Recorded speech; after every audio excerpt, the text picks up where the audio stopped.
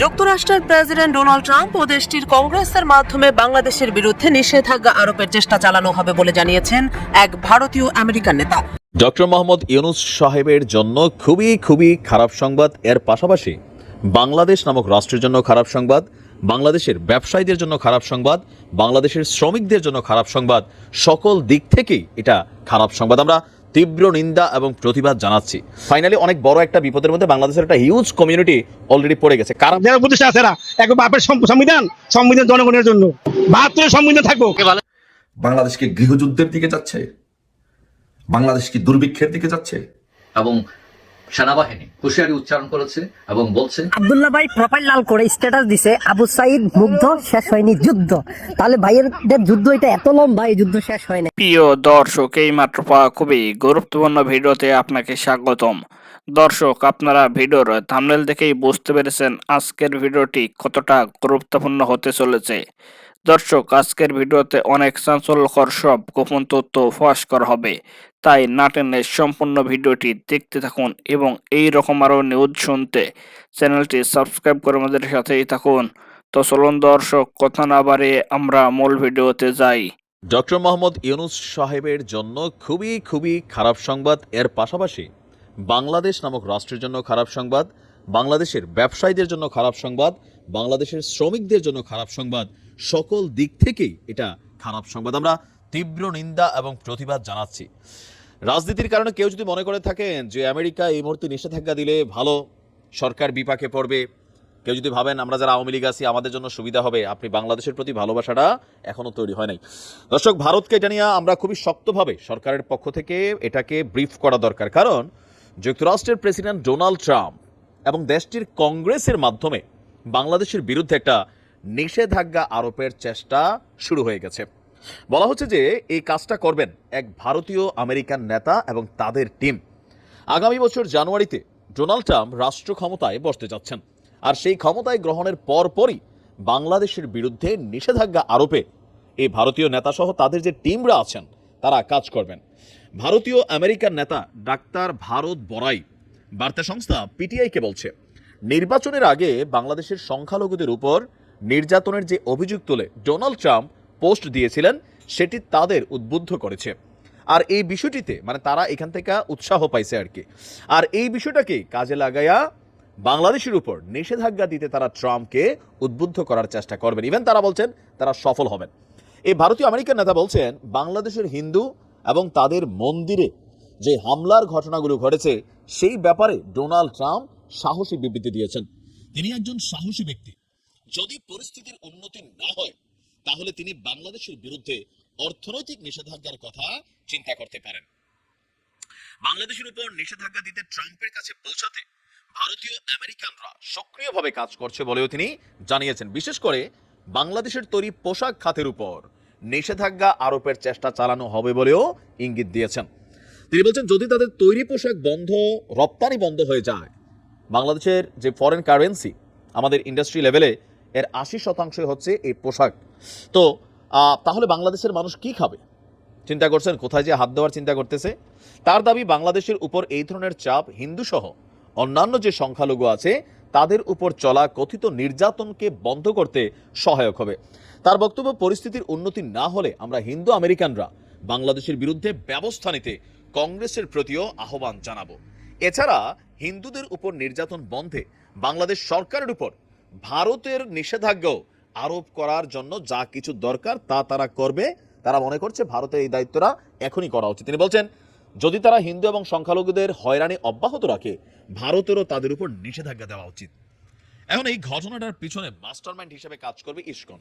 চোখ বন্ধ করে আমরা বুঝতে পারি বা এটা দাবিও করতে পারি। কেন কাজ করবে ইসকন? দেখেন, ইসকন একটা ওয়ার্ল্ড ওয়াইড নেটওয়ার্ক, অর্থনৈতিকভাবে যথেষ্ট শক্তিশালী, কূটনৈতিকভাবে যথেষ্ট শক্তিশালী, আর এটার মূল ব্রাঞ্চটাই মার্কিন যুক্তরাষ্ট্রে কাজ করে। ইভেন আপনারা জানেন যে ডোনাল্ড ট্রাম্পের এই যে নির্বাচনের আগে যে টুইটটা করা হয়েছে, এই টুইটটার পেছনেও ইসকনের একজন নেতা প্রধান ভূমিকা রেখেছে বলেই কিন্তু বিভিন্ন মহল থেকে আপনার তথ্য উঠে এসেছে। এর পরপরই আপনি বাংলাদেশে যদি ইসকনদের অ্যাক্টিভিটিস দেখেন, সাধারণ হিন্দু আর ইসকন কিন্তু দুইটা প্লটেরা। বাংলাদেশে এমনও ঘটনা আছে যে হিন্দু মন্দির দখলের কথা এই ভারতীয় নেতা ভারত বড়াই বললেন, ইস্কনও কিন্তু অনেক হিন্দুদের মন্দির দখল করা ইস্কনের মন্দির হিসাবে কিন্তু দখলে নিয়ে নিয়েছে, আমাদের গণমাধ্যমকে এগুলোকে প্রকাশও করেছে। এখন এই মুহূর্তে ইস্কনকে হালকা নেওয়ার সুযোগ নেই। আমাদের সরকারের উচিত বিষয়টাকে শক্তভাবে প্রটেস্ট করা, যেন কোনো ধরনের ভেজাল তৈরির আগেই বিষয়টা যেন সলিউশনে চলে যায়। তবে ট্রাম্প যেই ঘাড়তারা পাবলিক, ডক্টর ইউনূস সাহেবের সাথে তার ব্যক্তিগত শত্রুতা আছে। কারণ হিলারি ক্লিনটনকে তিনি যখন ফান্ডিং করছিলেন নির্বাচনের জন্য ডেমোক্রেটদের, তখন কিন্তু ট্রাম্প নাকি বলছিল ওই ক্ষুদ্র ঋণদাতা লোকটা কে, পুরানো একটা কিন্তু ভেজাল আছে। ইভেন ডোনাল্ড ট্রাম্পকে নিয়ে আন্তর্জাতিক অঙ্গনেও বেশ কয়েকটা জায়গায় সাক্ষাৎকারে বা সাংবাদিক সম্মেলনে তিনি কিন্তু কয়েকটা কথা বলেছিলেন যেগুলো ট্রাম্পের বিরুদ্ধে গিয়েছিল।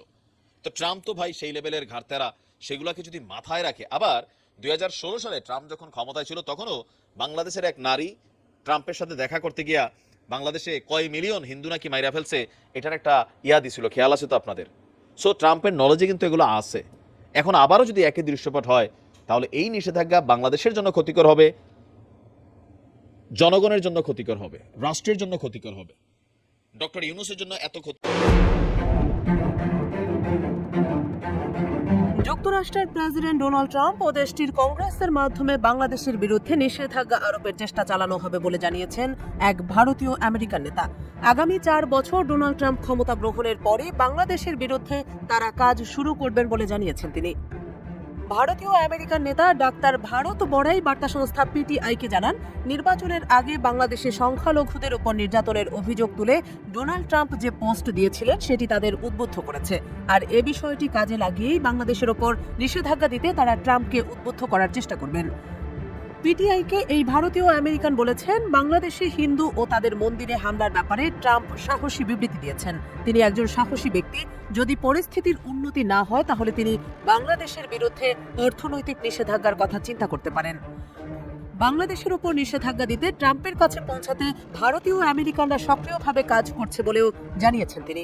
বিশেষ করে বাংলাদেশের তৈরি পোশাক খাতের উপর নিষেধাজ্ঞা আরোপের চেষ্টা চালানো হবে বলেও ইঙ্গিত দিয়েছেন এই ব্যক্তি। তিনি বলেন, যদি তাদের তৈরি পোশাক রপ্তানি বন্ধ হয়ে যায়, যা তাদের ব্যবসার 80%, তাহলে বাংলাদেশের মানুষ কি খাবে?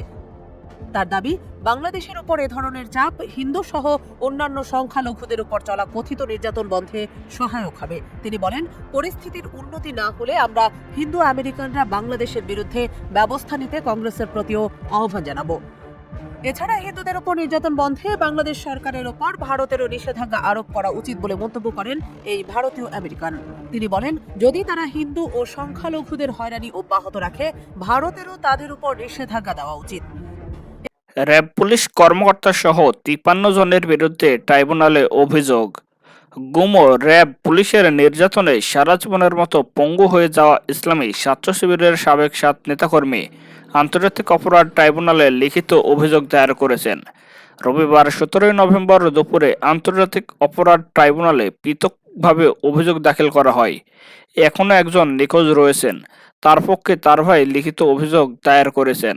ভুক্তভোগী পক্ষের আইনজীবী অ্যাডভোকেট ডক্টর আমানুল্লাহ আল জিহাদি বিষয়টি নিশ্চিত করেছেন। তিনি বলেন, গুম, নির্যাতন, পঙ্গুত্ববরণের মতো অমানবিক ও বর্বরচিত ঘটনায় জড়িত র্যাব পুলিশ কর্মকর্তা সহ 53 জনের নাম উল্লেখ করে অভিযোগ দাখিল করা হয়েছে। তিনি আরও বলেন, অভিযোগকারীরা হলেন পা হারানো রাজশাহী বিশ্ববিদ্যালয়ের শাখা ছাত্র শিবিরের আবাসিক শাখার কর্মী মোহাম্মদ জনে ইসলাম, চট্টগ্রাম বাঁশখালীর ছাত্র শিবিরের কর্মী মোহাম্মদ আব্দুল করিম, পঙ্গু হয়ে যাওয়া বগুড়া শেরপুরের শিবিরের সাবেক কর্মী আলমগীর হোসেন, নির্যাতনে চোখ হারানো নোয়াখালীর দেলোয়ার হোসেন মিশু, পঙ্গু হয়ে যাওয়া চট্টগ্রাম রাঙ্গুনিয়া সাইফুল ইসলাম তারেক, গুলশান ভাটারা থানা ছাত্র শিবিরের সাবেক সভাপতি নুরুল আমিন এবং ঝিনাইদহে রতনহাট উপজেলার একটি ইউনিয়নের ছাত্র শিবিরের সাবেক সভাপতি মোহাম্মদ কামরুজ্জামান।